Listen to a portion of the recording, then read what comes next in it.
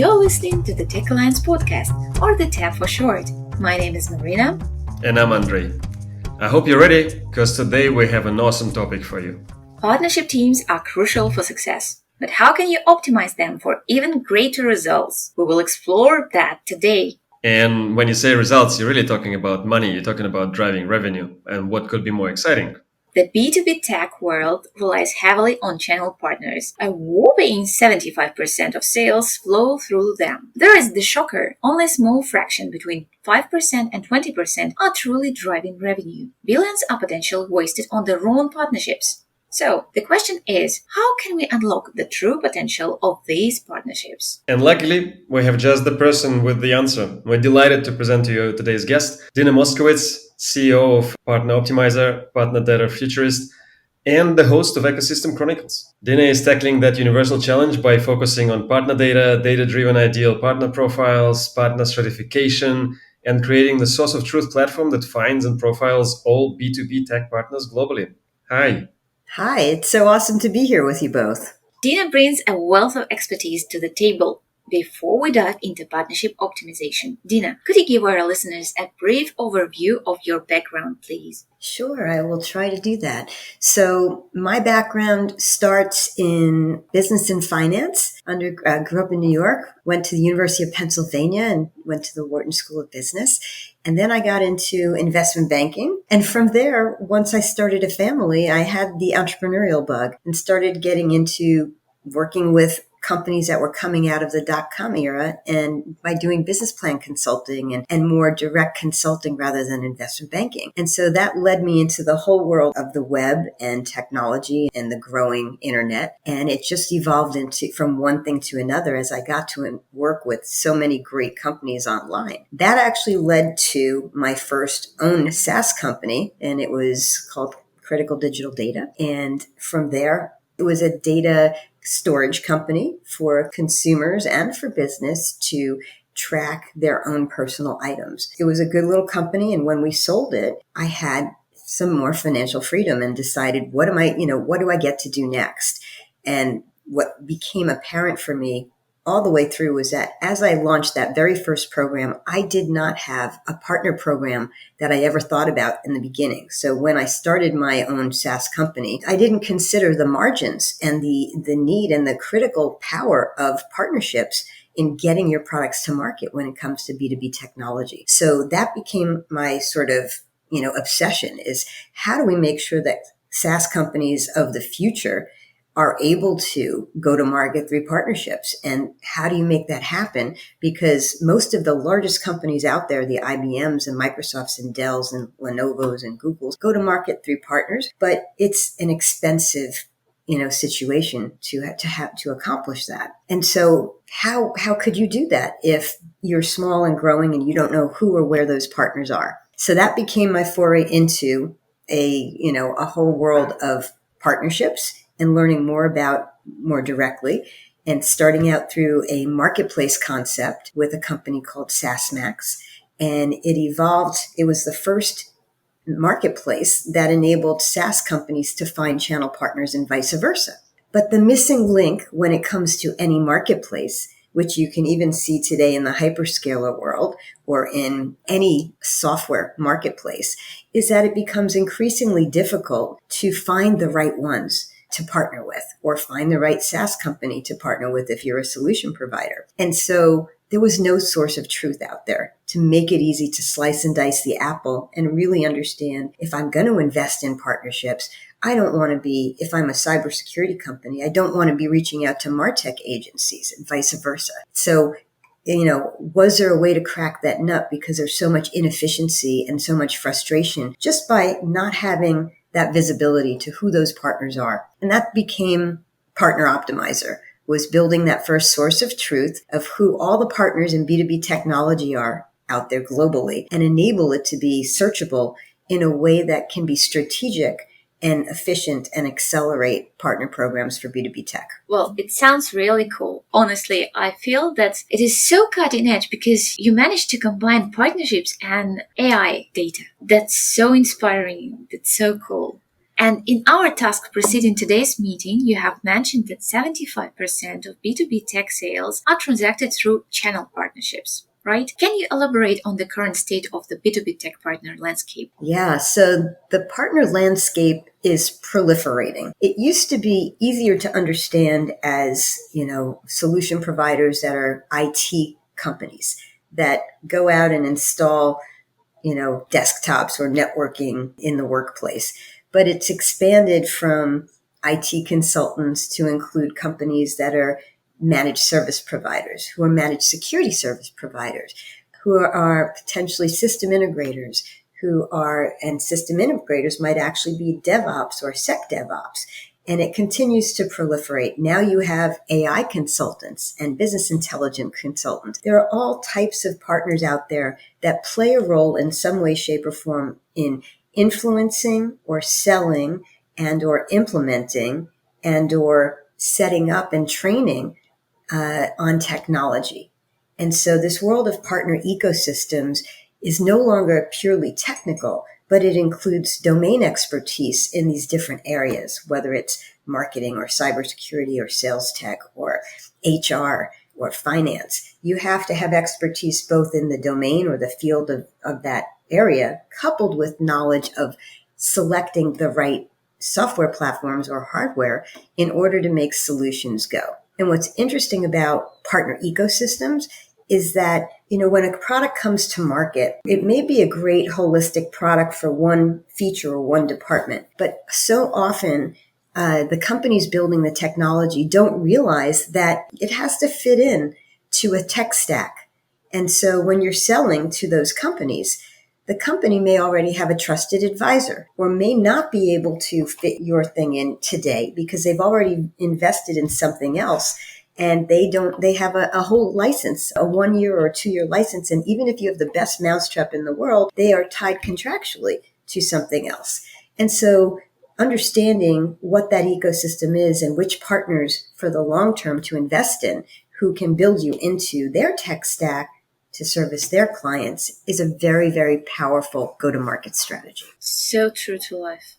I particularly like the fact that this, again, unsurprisingly resonates with a lot of what we've been hearing from some of our other guests and the books that we've been reading and reviewing on the podcast that particularly call out, in line exactly with what you've been saying about the diversification and complexification, if I can say that, of the field. There's two super interesting books that I would highly recommend about this. One is called The Ecosystem Economy by Venkat Atluri and Miklos Dietz.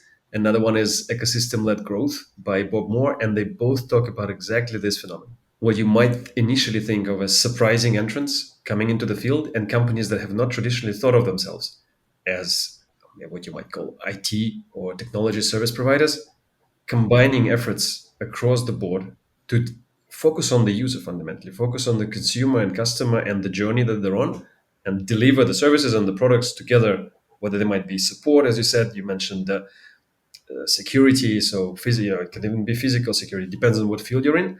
But this ability to combine online, offline services, SAS, I think it's critical. And by now, I think our listeners are hearing this from every possible resource, but you have to think about your partner strategy holistically. It's good if you're already thinking about either creating marketplace or being part of a marketplace, but it's only the first step. You really need to think much broader across the board, and you need tools to be able to do that effectively. Dina, you've mentioned that just a very small percentage, 5 to 20% of partners actually drive revenue, right? But there are ways to optimize these numbers. So for you, what are the couple of key ways to do that? Yeah, so, let's look at the why, right? Why do only 5 to 20% of the partners drive revenue when you have a big, robust partner program with all these best practices in place? It's oftentimes because we didn't do our due diligence at the start and let the right partners become part of our partner program. Okay, so that's one of the reasons. The other could be that over time, you didn't do enough to nurture the partners who are the right ones, and maybe they started to lean towards your competition, but you don't realize it. They just went silent. Doesn't mean they're not good potential partners for you, but maybe they went towards other solutions because they weren't experiencing the connection and love with your team, or perhaps it's your product. It could be you. Exactly. It could be you, but it's not necessarily you in that it could be the salesperson that you connected them to, right? And maybe they're not doing their job well and don't connect with that partner company. It could be that your products are not a good fit, or they don't feel that they're best in class and you have to do something more. It could be that your pricing structure and your pricing model or your partner program model is not the right model for their business model to work effectively. It could be that your incentives to them are just not enough because they're getting paid more from other vendors and other types of structures. So there are so many different reasons that a partner may not be activating with you. But one of those core things is to decide in the first place, are they even the right ones for your partner program? Do you want to invest all of this in them? And if they are, well, you want to show up and give them, a big bow or a trip to Hawaii or whatever you want to do, because the ones who are the right ones are the ones who are going to drive the biggest pieces of revenue to you. And sometimes what happens is a company will say, we've got these great 20% of our whole company, our whole partner program that are driving revenue. Let's just focus on them. And they go and focus on them, but those partners only have so much potential. So you're going to limit your growth and expansion unless A, you start to figure out if those other partners you spend time recruiting are worth going and activating, and which ones, or B, you have to continue to recruit new partners so that you don't tap out the old ones and have no more growth in your partner. Well, it does boil down a little bit to it's not them, it's you. Yeah, well, just to bring something to light on that is, we may like each other a lot and we want to do business together. And just like the two of you have found a way to partner together in this venture of your podcast, well, sometimes if it's just the wrong reason to partner, you have to be careful. And so an example was given to me by one of our customers on my Ecosystem Chronicles, where he was basically offering a partner $5 million to work with them, right? And that partner, you would think, who wouldn't take that? But that partner was doing $200 million with the competitor. So the partner said, listen, I'll take your money, but I can't do more for you than what that $5 million is going to get you, because we're entrenched. So if you don't understand that partner's alignment in the first place, and that partner's commitment, and where their budget and where their people are trained and what their roadmap is, you are wasting a lot of money, So it's critical when you're thinking about, who to be friends with and want to work with in the future on a personal level versus, is that company the right company? So to be successful, you have to know a lot about your partner. So this is the question about partner data. Can you explain what is it and how it plays a crucial role in optimizing channel partnerships? Yeah, and this is a big topic, so I'll try to keep it concise. I think there are three core types of data that we hear about these days in the modern era of partner data. One part of it is like transaction data. And what is a partner selling today of your product? And will that help you predict how much revenue they will continue to generate for you? And will that predict the growth potential? Not necessarily. It'll predict how much they're doing with you now. Sometimes that's, people lean on that way too much, because is that your partner of the future? The next type of partner data is a lot of what we focus on, which is partner stratification data. So what are the business attributes that tell you everything you can know about that company? What's in their DNA? So what kind of company are they? Are they, what is their business model? Are they a value-add reseller? Are they a system integrator? Are they a managed service provider? How do they do business with the world? What is their expertise? And that goes down to what solutions and products do they offer to their customers? And that really tells you whether they are aligned with your product and solution, because if you're cybersecurity, you don't want to be working with someone who's a MarTech expert, right? Then you have the ideal customer profile. So an IPP, which is an ideal partner profile, really it should incorporate heavily the ICP, the ideal customer profile. Because if a partner doesn't have the same ICP as you, well, it's probably a one and done opportunity, and they just won't have the right customers to sell your product to. And they're not on the right they're not targeting on the right buyers. So then you have the tech stack. So what else is that partner already selling? Are they very aligned with your competition already and it would be hard to steal them away? Or do they not even have anything remotely like your product, but they have other products in their tech stack, which would be great for you to combine with? Because then they could add you on to their customers very easily, and it's a win-win. So you can think about that when you have the ability to see into who those partners are working with already. And then additional qualifications, like what certifications have they invested in earning? Compliance, partner programs that they belong to. Have they become a Microsoft Gold partner versus just a Microsoft reseller, authorized reseller? So those are all pieces of the puzzle that when you look at who a partner is, you can get a good feeling as to whether or not they are worth investing in or not. And then there's one other component of partner data lately that's gotten some attention, which is account mapping. So does that partner actually have the customers that you want to get? And can you go after them together because you already know that they have that customer? So when you look at transactional data, partner business attribute data, who they are, what they're doing, along with do they have those right customers already in place? That's sort of that utopia. Yeah, it's super spot on. There's two concepts here that you've touched on. You've touched on multiple, but there's two that resonated with me very strongly, again, because they're coming through again and again. First of all, IPP. If you're listening to us and you haven't heard about IPPs yet, now is not too late, but go and research what an ideal partner profile is and build yourself one. Understand what it is and don't start partnerships until you know what that profile looks like. But the second thing that you talked about, we've been talking about all the way from season one and probably even before. Companies don't do partnerships. People do partnerships.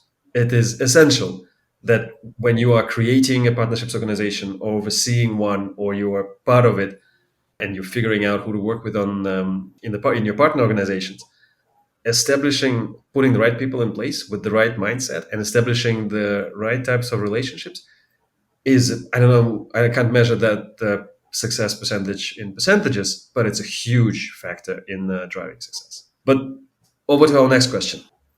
So look, it looks like we've really covered some of the essential elements of an IPP, although I do believe that if you start getting into the weeds and into the detail, there's probably a lot more. Let me ask you this then, I mean, from a practical standpoint. I would love for you to talk about the work that you're doing with you, like in your day job when you're not talking to us.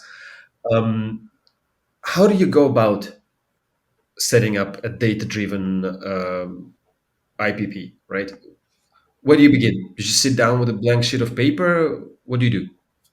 Yeah, it's a great question. You can do it manually or you can do it with, a partner optimizer like our platform. But at the core, you want to start with, a template. You can work with your stakeholders. And so as the head of partnerships or in your, part of partner marketing or partner sales, wherever you are trying to spearhead this, bring your stakeholders in. And those stakeholders just should not only include other people in your partnership team, but include salespeople who are directly touching upon and know your customers real well, and include the regular marketing part of your team, and even the C-suite, the people who are touching your end customers, and back your way into understanding, who are your ideal customers. And then from there, what makes your ideal partners? When you look at the customer at the center of your whole universe, what kinds of partners do you need in order to make that customer journey successful from pre-sale all the way to renewal? And you may need multiple types of partners along the way. So that's one of the things to recognize is what types of partners do you need along the way? And then what are the characteristics that they should have?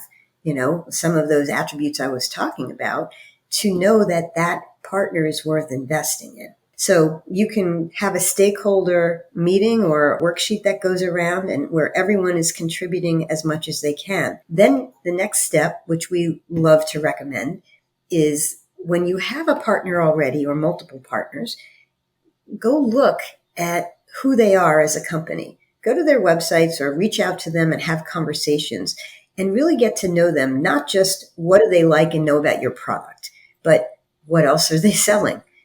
Who else are they working with? What are the things that, what is their ideal customer profile? All of those things to make sure that these partners are actually, who you think are ideal, are actually looking at themselves in the same way, because you want to fit into what their world is and be able to tell them how you fit in and determine that this is the best partner to fit in with it as well. So when you look at it through like a partner optimizer where we bring back thousands of business attributes, you can actually see them all surface in front of you and then decide, wow, I didn't realize that this cybersecurity partner was actually also focused on Sec DevOps, or that they're also focused on programming and cloud infrastructure. And so, it's only once you start to see that it makes you open your eyes to, maybe these partners who are focused in this region, on this vertical, in this expertise, and call themselves a virtual CISO, whatever it may be, are actually my best ideal profiles. And then you want to look for the lookalikes to those companies. I love it. I'm hearing so many key nuggets here that I'm hoping our listeners are capturing. Like, if you're not writing this stuff down, you should be. The three takeaways that just from that brief moment with you, I would say are: number one, the partner centricity. Look at your partners through your partner's eyes. Stop being so focused on what you need to achieve. Like, keep an eye on that, but start understanding what your partners actually think of and what they think of themselves as. Number one. Number two, and we talked about this enough times, but this bears repeating. And if you're a partner manager, bears repeating every day. Everything is about your customer. Everything ends and starts with your users and your customers. Your entire partnership program exists because of them. There's no other reason. And the third thing that stood out for me was that, I don't know how much we think about this and what you think about this, Dina, but you talked about it yourself. To a certain degree, partnership managers and leaders of partnership organizations are not just partnering with the external world.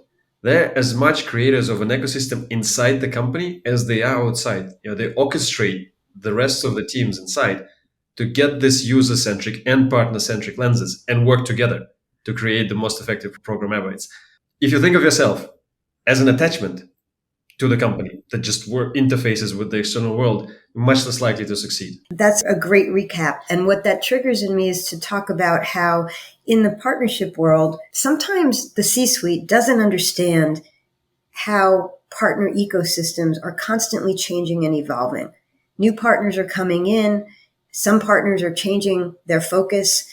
Other partners are leaving or getting acquired. And as partnership leaders, it's our job to keep our fingers on the pulse on the changing dynamics in the ecosystem as well. And paying attention to, the companies that may become my best partners today may not be the same as the ones that want to in a year from now. And why is that?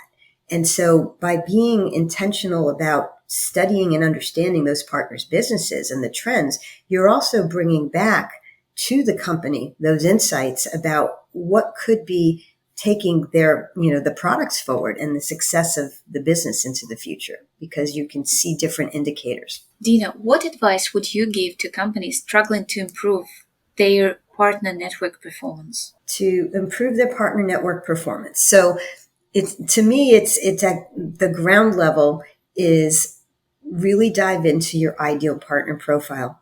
Understand if those partners are the right partners for you in the first place. If so, why? If not, why? And make those changes up front and get buy-in from all the stakeholders on your team. And secondly, understand the types of partners that you need to have a customer become successful. Up front, you may need influencer partners who are helping to broadcast about you, influence a decision and create awareness. And those may not necessarily earn any income, but they're important partners to help get your brand out to other partners and customers. And then you want the ones who can help you sell or refer. And then you want ones who may be the same, but they could help you train. So it's so important to think about what, who those right partners are. What is your ideal partner profile characteristics? And how does that morph into different types of partners along your customer journey? So, Dina, thank you once more. Your conversation about partnership team optimization on the Tech Alliance podcast was fascinating. Well, thank you for having me. It was a pleasure having the conversation, especially with other partnership leaders. I can only join Marina in thanking you, Dina. It was super insightful. super inspiring also to have somebody with such a wealth of experience provide more depth to a lot of the concepts that we've been advocating for and trying to support. So I'm just super happy that all of our industry is hopefully moving in the right direction in this sense. Hold up, hold up. Dina's gonna be at Catalyst in Chicago. Imagine that, a real live Dina. You can ask her about Partner Optimizer in person. Catalyst is the ultimate partner manager's playground. It's like Coachella, but with less glitter and more contracts. Okay, let's be serious. It's a huge conference by partnership leaders in Chicago, Illinois on the 14th, 16th of August, next week. Too bad we're stuck here, half a planet away. Maybe next year? Anyway, anyone going to Catalyst next week? You're gonna soak up knowledge like a sponge and meet the who is who of partnerships. And don't forget to download our podcast. It's the perfect pre-game for Catalyst. All right, enough. Let's wrap this up so our listeners start planning their virtual escape to Chicago. This has been the Tech Alliance podcast with Andrei, Marina, and Dina Moskowitz. Don't forget to subscribe for more insightful discussions and follow us on YouTube and LinkedIn for bonus content. Links are in the description. Catch you next time on the tap.